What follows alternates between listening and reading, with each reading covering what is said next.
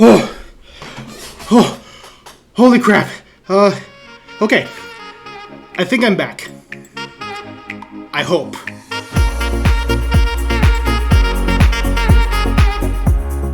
Hey everybody, Literary DM here. Welcome to my channel where we talk media and literary theory, and today we're talking about a staple of the fantasy genre, magic.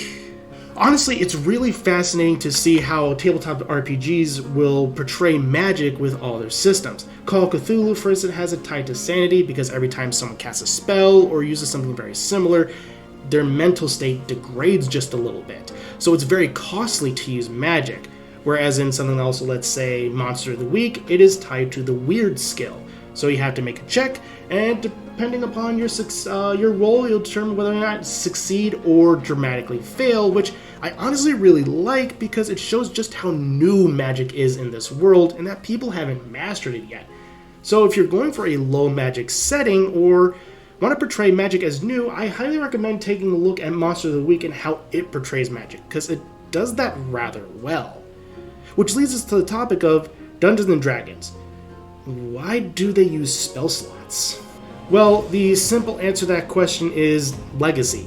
Basically, since the starting of the game, when magic users, you would have a certain amount of spells that you could cast per day. This was definitely a progenitor of what we now know as spell slots. No matter how powerful a wizard is, he's limited to the number of spells he can cast each day.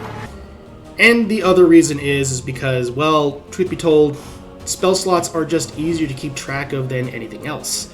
It's really easy to look at a table, see how many spells you can know that level, and then just check off a certain amount that you cast in a single time period. It's really easy, keeps the pace, so why would anyone try anything else? Well, what if I was to tell you? There's an optional rule for magic points in Dungeons & Dragons.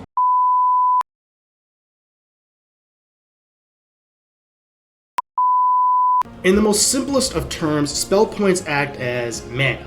So if you played Final Fantasy, any other JRPG, RPG, or Magic the Gathering, you should be somewhat familiar with these concepts. Just like in those games where certain spells cost a certain amount more points, and also you have a certain limited resource in how many times you can cast them, it operates in the same manner. The benefit of doing this is that it really allows you to make your caster a little bit more versatile. So whereas, let's say, a third level wizard for spell slots has 4 first level slots and 2 second level slots. For a spell points wizard, they could potentially change that up and maybe not be limited to just casting 2 second level spells per long rest. Now don't worry, it's not as complicated as I just made it sound. It's actually pretty easy to understand once you get a grasp on it. But first, we're going to need a chart and a solid example. So for our sake, we're just going to use a level 3 wizard as our baseline example for spell points. In order to find the chart that you need to jump to pages 288 and 289 of the DMG. 289 will have how many spell points you have at your disposal. So for our example, we're using a level 3 wizard. We have 14 points at our disposal. Now, what does that mean? Well, each spell level has a different point cost. So a first level spell costs 2 points, a second level spell costs 3 points. So every time you cast a leveled spell, you take, let's say, for instance, a second level spell. So you take 3 points and subtract it from 14, which means we have 11 points back. Easy. Done.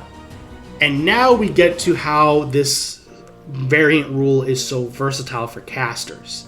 At third level, we can effectively cast 4 second level spells and 1 first level spell.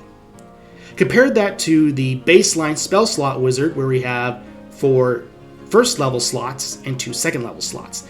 Technically speaking, if you're doing spell slots, you are casting more often. However, the versatility comes in the fact that you don't even have to do this method. You can change up every single time you cast a spell. So it really frees up the player to truly feel like they're playing this all-powerful wizard. But is it really the best option though?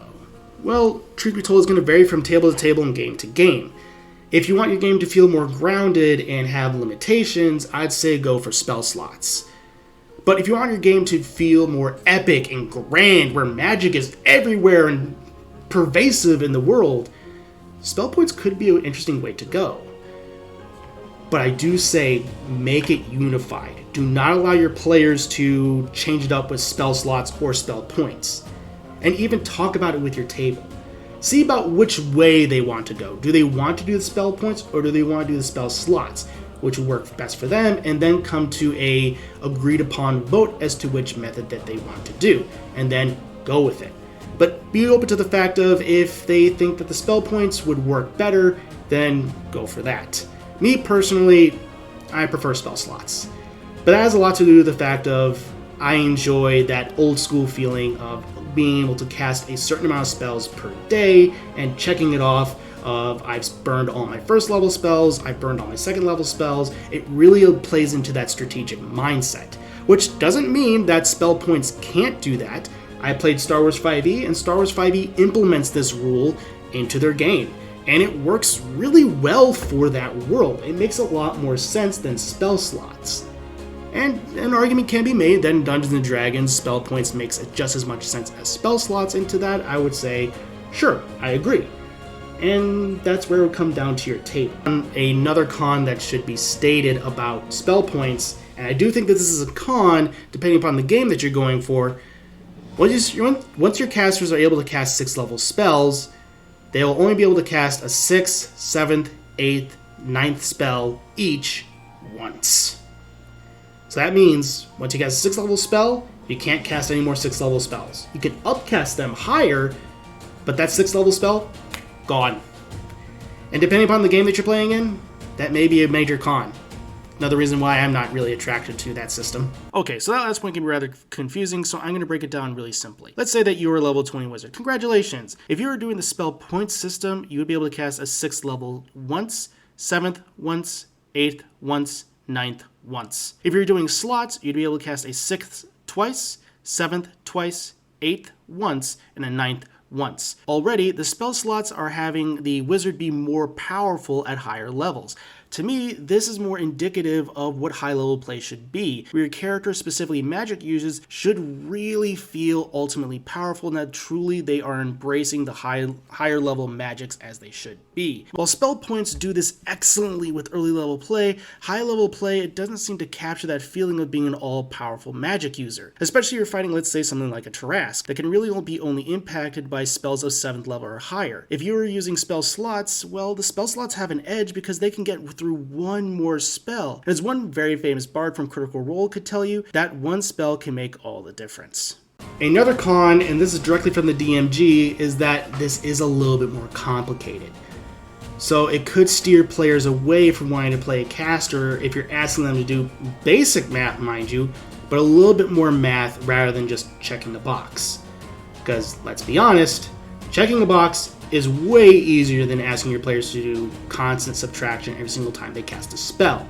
And for a lot of people, it may cause analysis paralysis when trying to figure out which would be the best move. Would it be to cast more high-level spells or reserve those spell points for later? So a lot of people will probably crumble under pressure and having to do the math and figure things out. It is a little bit more complicated system, which can be a major turnoff to players.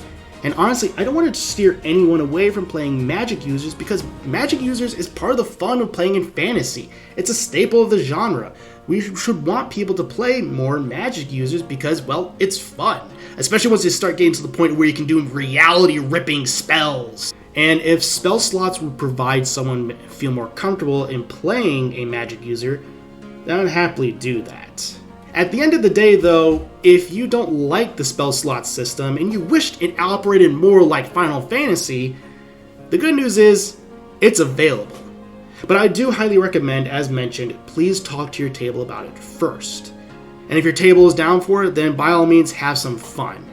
It should also be noted that if you're going to be playing a half-caster, like a ranger or a paladin, then your spell points will be reduced. Same thing goes for Eldritch Knights and Arcane Tricksters. They're going to be reduced even further, so again, more math is involved. But don't let that stop you from trying out this interesting take on magic in Dungeons & Dragons. Well, everyone, that is the video. That's everything I have for you. I hope you enjoyed it, and I hope it provides an interesting take on D&D and magic and how it works. And if you do try it, or have tried it, let me know. I'm curious to see how it worked at your table. So apart from that, everyone, hope you're all having a great week. And as always, keep rolling those dice.